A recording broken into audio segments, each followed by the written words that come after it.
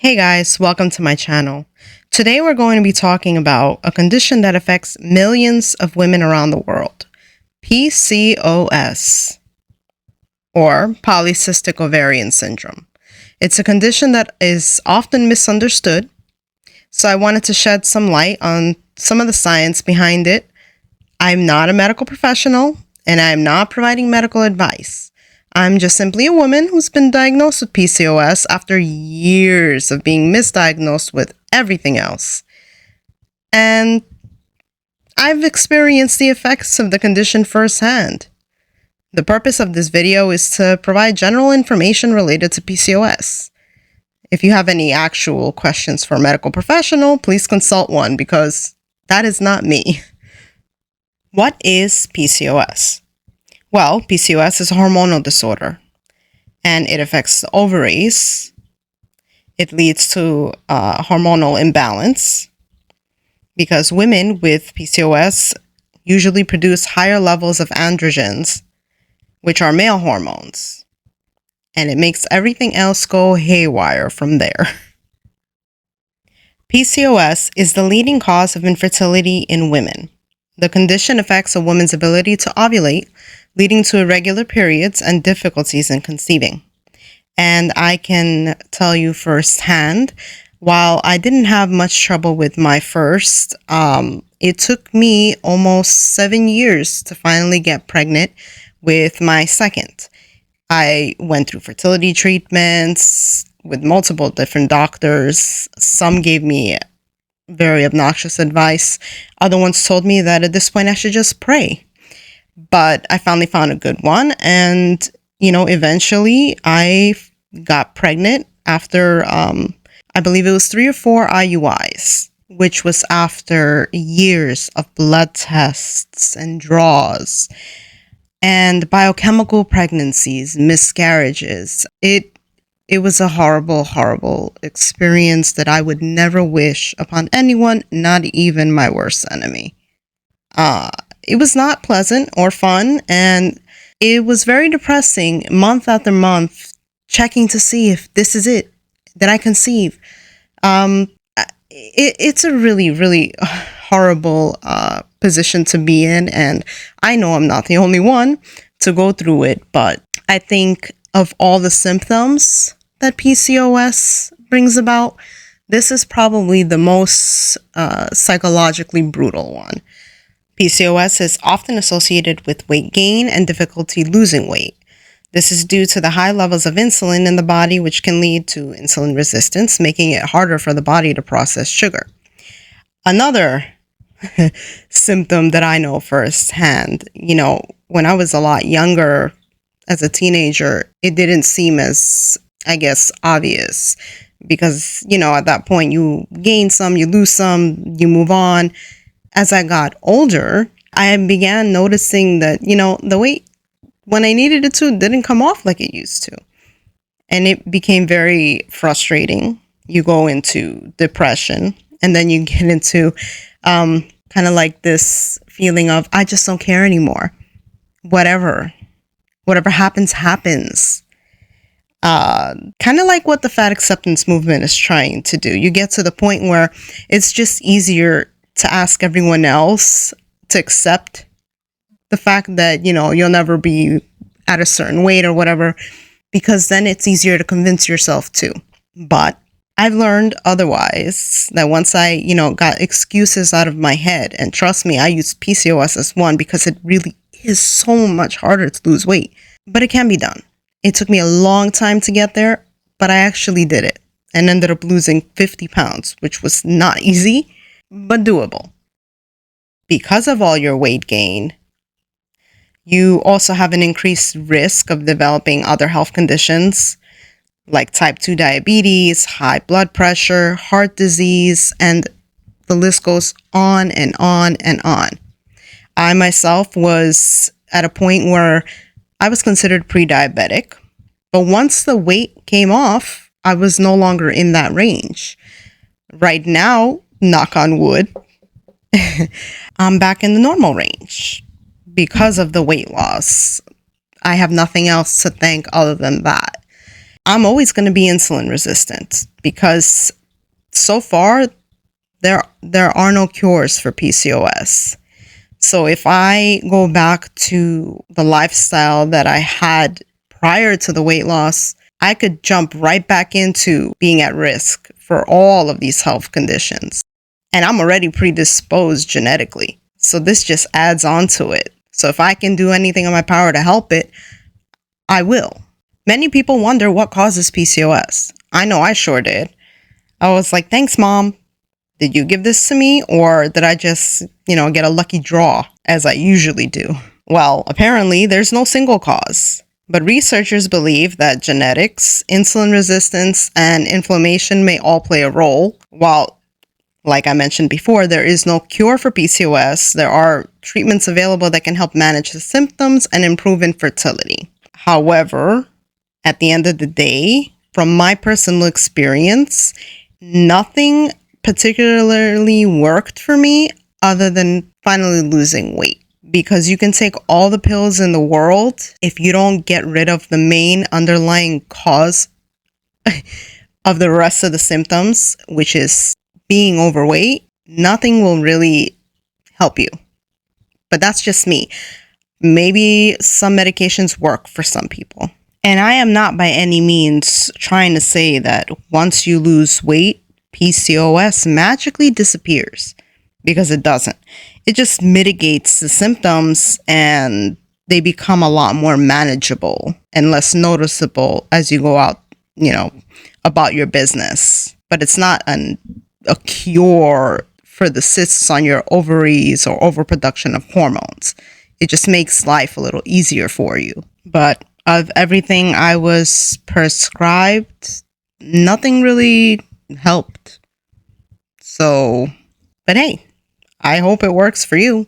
PCOS is a complex condition that affects millions of women worldwide. It's important to raise awareness and understanding of the condition to help women get the support they need. If you think you may have PCOS or someone you know, your mother, your daughter, your sister, anyone, ask them to go to the doctor so they can get a proper diagnosis and find out about possible treatment options that may work for them. I probably went through, maybe like 6, 7 doctors from the time I was probably 14 to my early 20s. And the only solution they offered me was, you're still young, go out, run around, lose some weight, and everything will be fine.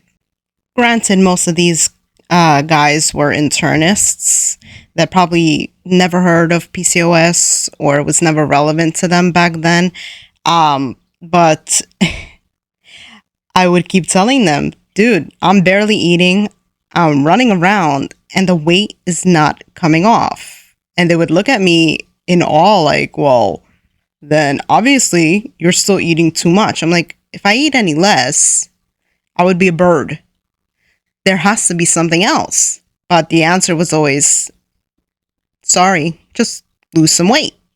Which technically, at the end of the day, yeah, I needed to. But I didn't know why I wasn't losing weight, what I was doing wrong. And that perhaps it was the type of food mixed with the insulin resistance that was giving me so much trouble. You know what they say, hindsight is 20/20. Because not once did anybody bring up PCOS. I didn't know what PCOS really was until I couldn't get pregnant with my second child. And then once they checked my ovaries and they showed me all the cysts and everything, it hit me like a ton of bricks. Like, just eureka. Finally, all of those years of pain and suffering, conditions that were unexplained other than whatever the doctor wanted to write off at that point. It all made sense. I had PCOS, and that was the reason why, fill in the blank, for all these years.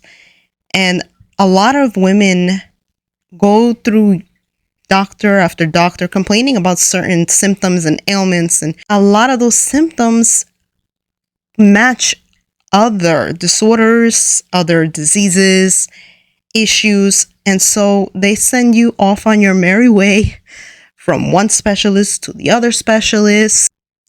See a dermatologist for the acne. See an endo for the excess of hormone, and some women have hair loss and some women have hair growth in very unpleasant places. And go see a sleep specialist. Go see a migraine specialist. Basically, any symptom that you can think of that PCOS causes, they send you off to see a specialist that can't help you because your underlying issue is PCOS, and that's usually missing in most diagnoses. So if the doctor doesn't know what to look for, you're going to be spending a lot of time searching for the one that's finally going to give you your eureka moment. One piece of advice that I can give when it comes to searching for the right doctor would be when you go to their page, whether it be through your insurance website or you're looking them up online, where it gives you the list of specialties that they have. Some of them will write PCOS or Polycystic Ovarian Syndrome. That's the person you want to see, the person that believes that this condition exists. Otherwise, you may be bouncing from doctor to doctor like I was for so many years. Do yourself a favor and make sure, call ahead, that the doctor you're planning on seeing knows of this condition, studied this condition, and has worked with other patients who have this condition. Speaking of symptoms, so in addition to irregular periods and an increase of hormone levels, other symptoms of PCOS may include acne, hair loss, thinning, hair gain, especially around the face, and some women have their hair gets really dark. Your skin can get darker, so you might see a discoloration in certain areas around your neck, your groin, under the breasts, consistent headaches, which a lot of people misdiagnose for just a migraine, but it's because of all the imbalance in your hormones, which is caused by PCOS, and they trigger headaches in some women. Then there's sleep apnea, mood changes because your hormones fluctuate. It's basically being on a forever period. For those who understand what I'm saying, they know. It's really important to take a notepad and start writing down all of the symptoms and discomforts you feel. If they can all be correlated with PCOS, I seriously suggest you go and see a doctor that specializes or at least understands PCOS, because you heard me. It could be a skin condition. It can present itself with sleep issues, headaches, which there are doctors that deal with those specific symptoms. But if you have a whole bunch of these, then it's probably not a lifelong migraine issue. It's PCOS. So if you get PCOS under control, all the other issues will start to feel better. The mood swings can be wild, but that's just one part. You can have severe depression, mild depression. You can feel moody and just upset for no reason. And worst of all, at least in my case, is anxiety. Because when I tell you, you can be having a fantastic day and all of a sudden it's just like a snap. You hate everything around you and nothing can help. Or you can have a panic attack out of the blue and it feels like a heart attack. So then you feel like you're having a heart attack. And when you're in the middle of feeling like you're having a heart attack, you start to freak out even more, overexerting the panic attack that's already in progress. Now, I've learned to manage a lot of my symptoms. I can't say that it's always 100%. However, the quicker you bring yourself down from having a panic attack, the quicker you can move on and it's like nothing ever happened. But that's for another video. My point is, all of these symptoms are all connected. It is important to note that not all women with PCOS will experience all of these symptoms. And symptoms vary, and they vary in severity, they vary in the type of symptoms you get. It all depends on you. So you really need to do some digging and kind of get a feel for perhaps what symptoms you have. And if they match up with a lot of the ones that I've given here today, go and get it checked out. But in any event, thank you for listening to my rambling. I'm sorry for going on and on and on, but PCOS tends to come up in a lot of these fat acceptance videos where they use it as a good excuse for not being able to lose weight. And I like it. It's a great excuse. I used it as well. And it is difficult to lose weight. So I can't say that they're making it up. It's a lot more difficult to do, but it can be done.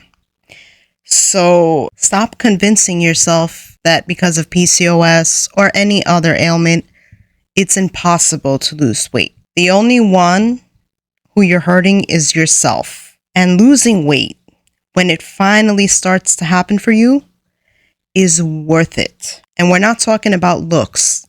I'm talking about health. For those who stayed and watched my whole video, thank you so much. I would appreciate it if you can hit the like button and subscribe.